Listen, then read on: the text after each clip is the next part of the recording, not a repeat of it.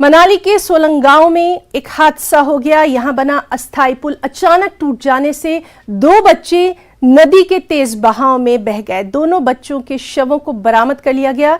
मनाली के सोलंग गांव को अन्य इलाकों से जोड़ने के लिए अस्थायी पुल का निर्माण पिछले 7 वर्षों से किया जा रहा है, लेकिन अभी तक पूरा नहीं हो सका है।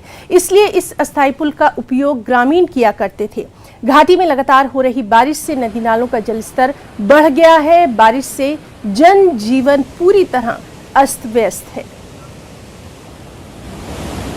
जी, मैं उस हादसे से करीबन 10 मिनट पहले ही गुजरा हूँ, मैं और मेरा दोस्त। दरअसल पानी थोड़ा कम था और इसलिए हम क्रॉस कर गए, क्योंकि हम थोड़े एक करके चले गए। तो जैसे हम आगे निकल गए, कुछ पब्लिक रुकी हुई थी। हम ऊपर पहुँचे तकरीबन 10 मिनट में, गांव में, प्रॉपर गांव में, और वहाँ पे बैठ के हम देख रहे थे, पुल का नज़ारा देख रहे थे कि क्या हो रहा नीचे। तभी अचानक कुछ लोग तो क्रॉस कर गए, एक करके कर गए, पर 4 पर्सन एक साथ इकट्ठे चले गए। उतनी कैपेबिलिटी नहीं थी उस पुल की, तो जो पर्सन आगे था वो क्रॉस कर गया, जो पीछे वाला पर्सन था वो पीछे हट गया, पर जो बच्चे बीच में फंस गए वो चले गए। पुल काफ़ी टाइम से वहाँ पर पेंडिंग है, बल्कि काम भी चला उसका। गांव वालों को जब हमने पूछा कि आप लोगों ने बोला, उन्होंने काफ़ी बार प्रशासन से या गवर्नमेंट से गुहार लगाई इस पुल को तैयार करने के लिए, लेकिन क्या हुआ क्या नहीं हुआ वो अब जानते नहीं। लेकिन पुल पेंडिंग है, पुल बना नहीं अभी।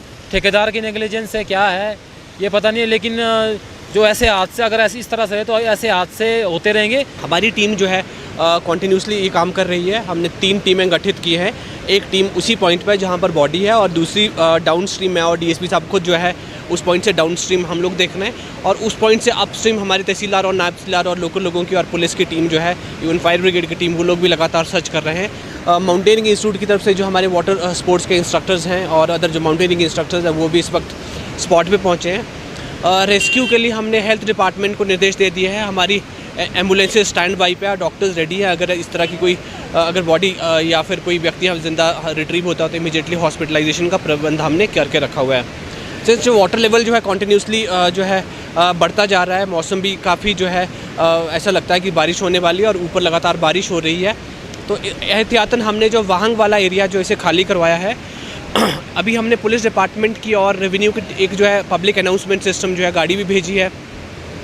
आसपास के जितने भी घर हैं या बिज़नेस प्रीमिसेस हैं वाहंग के आसपास और वॉल्वो बस स्टैंड के आसपास, उनको तुरंत खाली करवाने के लिए हम अनाउंसमेंट भी कर रहे हैं, और फोर्सिबली भी अगर हमारे को ज़रूरी हुआ तो हम वहाँ से उस जगह को खाली करवाएंगे।